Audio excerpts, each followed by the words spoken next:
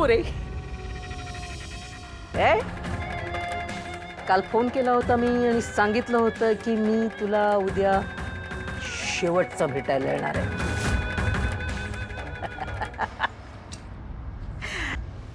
काही नाही, मला तू फक्त तुझ्या मुलीचं नाव आणि पत्ता दे, बस.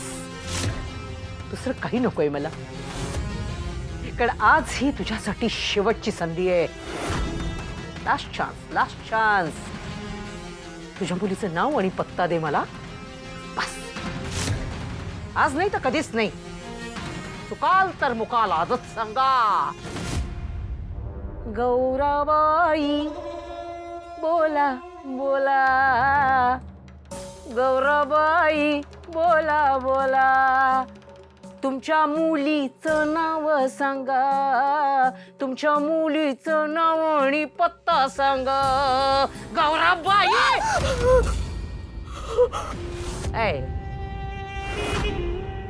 मनोरंजन करायला बसले मी इथे. प्रेमाने बोलून झालं, समजावून झालं. सांग ना तुझ्या मुलीचं नाव आणि पत्ता, बस. मला तेवढंच तर हवंय, दुसरं काय हवंय मला. आणि एकदा का तू मला तुझ्या मुलीचं नाव आणि पत्ता सांगितलास की मी तुला मोकळं सोडणार. खरंच बोल ना, बोल ना ग गौरे, बोल. अगं बोल ना, बोल. जर का तू मला तुझ्या मुलीचं नाव आणि पत्ता सांगितला नाहीस तर तुझा शेवट अटळ. नाही सांगायचं, नाही सांगायचं, नाही सांगायचं. ठीक आहे, तुझ्याकडे काही दुसरा ऑप्शनच उरत नाहीये, म्हणजे तुला जगायचंच नाहीये. त्याच्यावरनं असंच दिसतंय तुला जगायचं नाहीये. मला वाटत होतं की तुला तुझ्या मुलीसोबत काही दिवस घालवता येतील.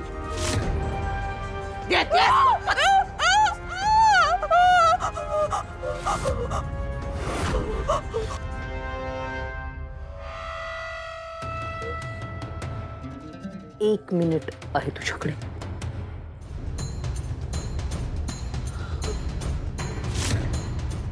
60, 59, 58, 40, 25, 10, 5, 4.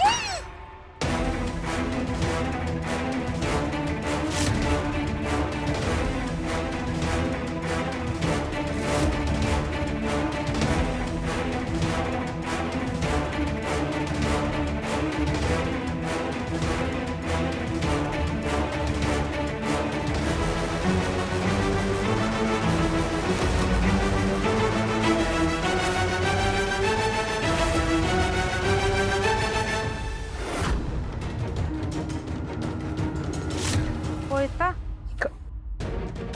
तुमच्या हातात कोयता काय?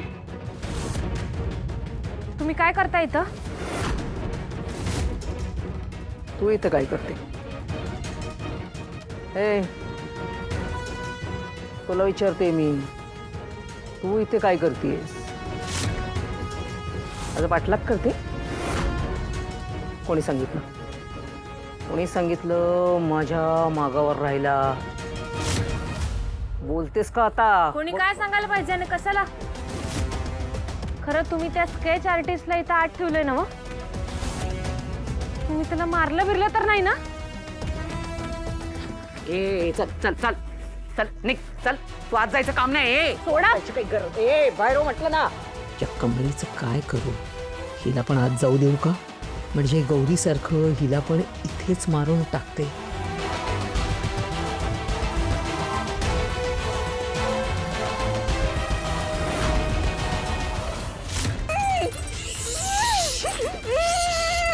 ए, जास्त चुळबुळ केलीस ना तर गळा दाबून मारून टाकीन तुला.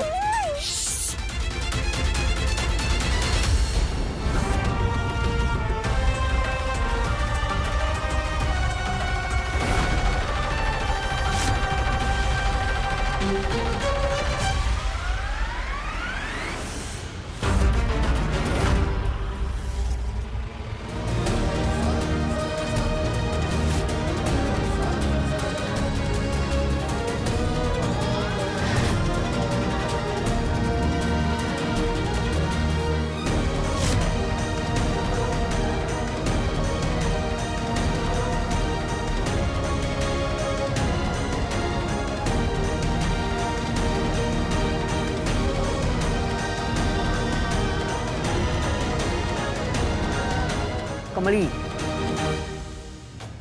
पाहिलंस? हे पाहतेस ना, तुझ्या डोळ्यांनी पाहतेस ना. काय दिसतंय? दिसतंय पण तरी खुलासा करून सांगतेच. या ज्या सगळ्या ताया आहेत ना, या प्रत्येक जण आपलं घर चालवण्यासाठी, उदरनिर्वाहासाठी काहीतरी करायचं म्हणून झटत असतात. तर अशा सगळ्या बायकांना एकत्र करून मी असे छोटे मोठे उद्योग, जे म्हणजे उदाहरणार्थ पापड करणं, लोणची करणं, मसाले करणं, घरगुती इतर गोष्टी ज्या लागतात त्या करण्यासाठी म्हणून मी यांना हा उद्योग मिळवून दिलेला आहे, ज्याच्यावर या सगळ्यांचं घर चालतं. तर अर्थात मी हे जे काही काम करते ते मी फारसं काही कोणाला सांगितलं नाही, म्हणजे कोणाला माहीतच नाहीये. आणि मला काही तुझ्या अन्नपूर्णा आजींसारखं जगभर असं सांगत फिरत नाही ना मी, की बघा बघा मी किती पुण्याचं काम करते वगैरे. ते काही मला जमत नाही. त्याच गोष्टीचा दिंडोरा कशाला पिटायचा, नाही जमत, म्हणून कोणाला माहीत नाही.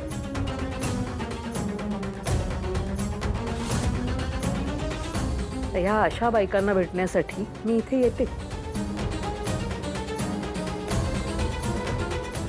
हवा असल्यास तूच विचार. ताई?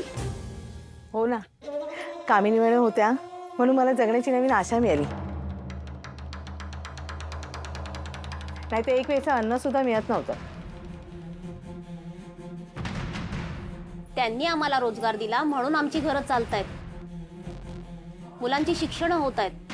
नाहीतर आमचं जगणं तर फार मुश्किल होतं. अगं देवासारखे आहेत आमच्या कामिनी मॅडम. अगं अगं बायानो, असं काहीतरी बोलू नका ग. तुम्हाला किती वेळा सांगितलेलं आहे, असं कोणी असं पाहुणे वगैरे कोणी आले की त्यांच्यासमोर एवढी स्तुती करू नका. खोटी वाटायला लागते मग ती. मला नाही आवडत.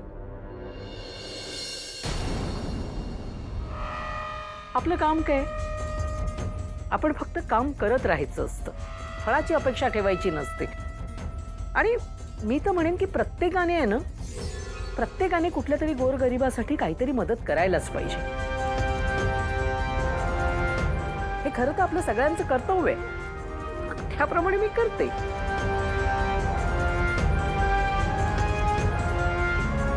पण काही लोकांना माझ्यावर संशय घेतल्याशिवाय अन्नच गोड लागत नाही. काय कमळे? देवा, परमेश्वरा, काय म्हणायचं. म्हणजे मी या बायकांना काहीतरी कामधंदा मिळावा, त्यांचा पोटापाण्याचा काहीतरी व्यवसाय त्यांना मिळावा, त्यांची पोटं भरावीत, त्यांची घरं चालावीत, त्यांच्या मुलांना 2 वेळचं चांगलं अन्न खायला मिळावं म्हणून मी सतत झटतेय. आणि माझ्यावरच संशय घेतला जातोय. का बरं? हा कमळे, काय सांग ना मला. परमेश्वरा, खरंच म्हणजे खऱ्याची दुनियाच नाही म्हणायची ना.